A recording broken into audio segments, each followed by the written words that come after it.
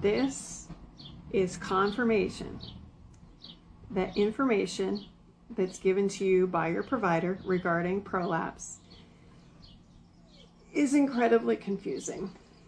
Okay, let me back up the truck here. So I was talking to a client who had just had surgery for prolapse, okay? And I think they get the same advice as a lot of women who are postpartum and have been diagnosed with prolapse. And the information is kind of vague and it's kind of confusing and sometimes just leaves women frozen because they don't want to do the wrong thing, right? So take surgery, for example. We do know generally it's that, 6 weeks. It's kind of the same thing that they say about postpartum. What does that 6 weeks actually mean? Okay. What we know at 6 weeks is we generally have about 75% soft tissue healing. Okay, great, wonderful. Does that automatically equate to go for a swim, go start workouts, go walk? No. And this is why.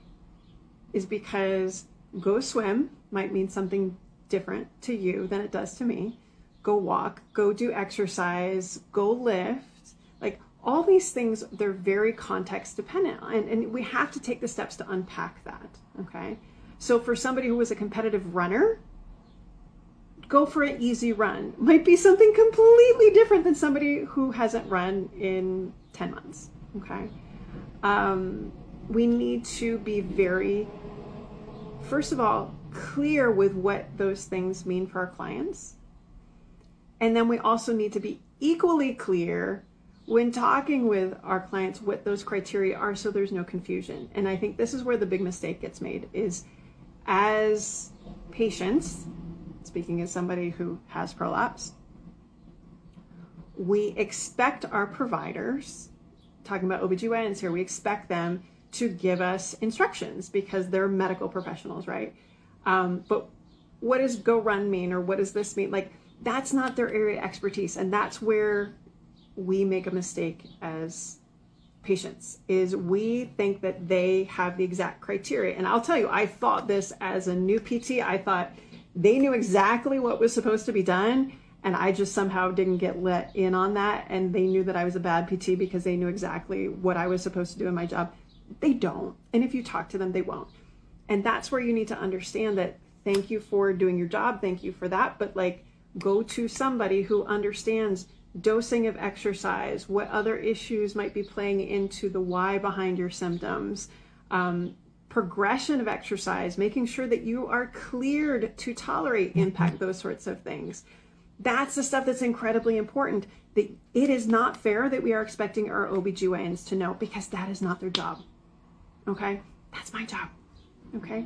So if you are coming out with questions that aren't being answered by your OB, that's where you find somebody who is, they know how to dose exercise. They know something about running if you're a runner. They know something about lifting if you're a lifter.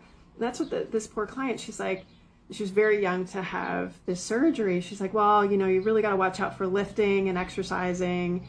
And do you know that the amount of pressure in a cough is more than lifting? Like, there's data to support this stuff. Like, coughing's not bad, lifting's not bad, running's not bad. Those things are not the devil for prolapse or post-prolapse surgery. And so I think there's a lot of confusion if you are a client, if you are a mom, if you are a female, if you are a person with a uterus or a rectum, or you have prolapse.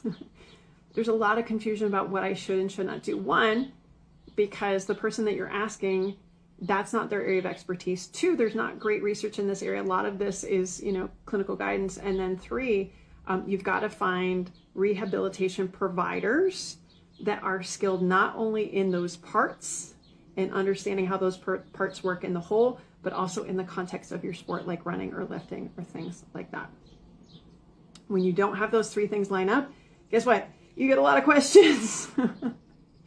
And honestly, that was my experience as well.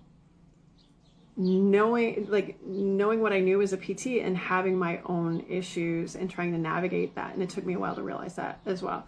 Maria says, my daughter's 4 weeks now. I'm desperate to start exercising again. Feel some pain when I do certain movements. 4 weeks, again, super early in soft tissue healing. I mean, there's a lot of questions I would want to know from you, Maria. But if you're feeling discomfort, we got to unpack why on that. But again, like 4 weeks, we're not even at 75% soft tissue healing. So it's really important to understand we can't speed that up. We can't slow that down. Like soft tissue healing is soft tissue healing. And so that's why making sure we unpack those early symptoms. And Maria, you can reach out and DM me if you need somebody local to wherever you are in the world. I'm happy to help you vet a resource there.